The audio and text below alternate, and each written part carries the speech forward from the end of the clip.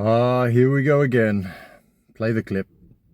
Here's why every man should sleep with at least 10 women. The average male body count is around 5, while the average divorce rate is above 50%. Once you've been with around 10 women, you start to get this little thing called experience, something most men getting into first marriages don't have. Now with more experience, the better you understand women and their psychology, thus in hindsight allowing you to have better long-term relationships. It'll also help you figure out what you want, because the more diverse your experiences are, the clearer it becomes to what you want in a partner and what red flags to avoid. Plus, women want a man with more experience, and modern women on average have more experience than the average man, so at least break even with them. And if you're religious or you prefer to wait to marriage, then at the least you can also just casually date around. Otherwise, you run the risk of just becoming another statistic. Now, if this sounds impossible for you, DM me the word dates and I'll show you a proven strategy to get more consistent dates online by leveraging your Instagram and learning some of my dating frameworks. So DM me dates right now.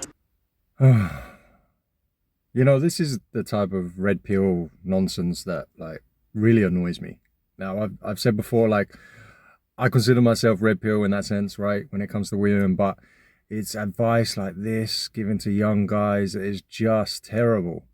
You see, what he's telling you actually flies against even the research, even the studies done. He's telling you that the more women you have, the more experience, the more chance that you will have a successful relationship in the future. And yet all the research tells us that the more people you sleep with, the more chance you're going to get divorced in the future, and the higher chance you'll be unfaithful, and so on. Right? This is very clear.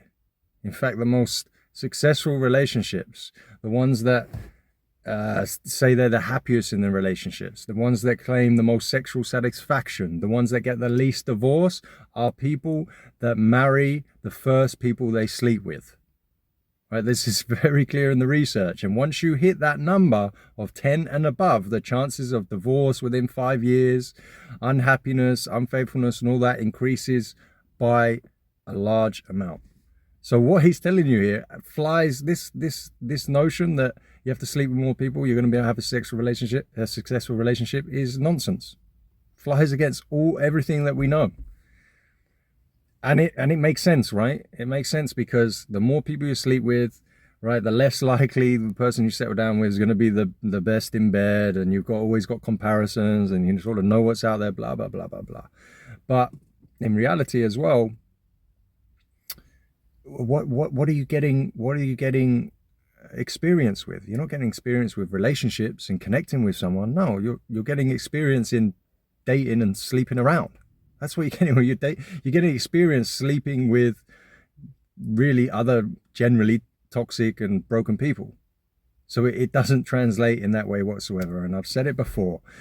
In order to make a successful relationship work, you've got to have a certain mindset going in, certain understandings about how a relationship works, and you've got to meet someone who shares your values, all right? Who you love and share values with.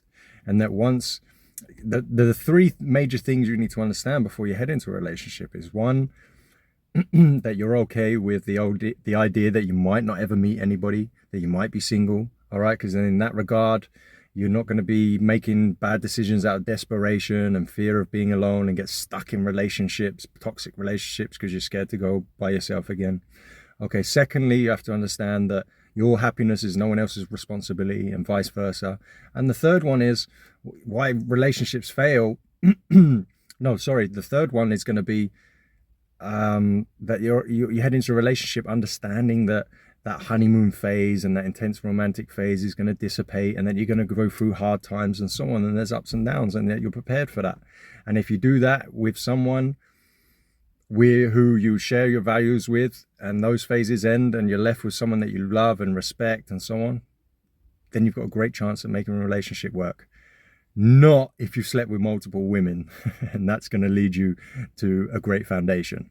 Absolute nonsense. The research says otherwise. Sorry, Austin, you're clueless when it comes to relationships.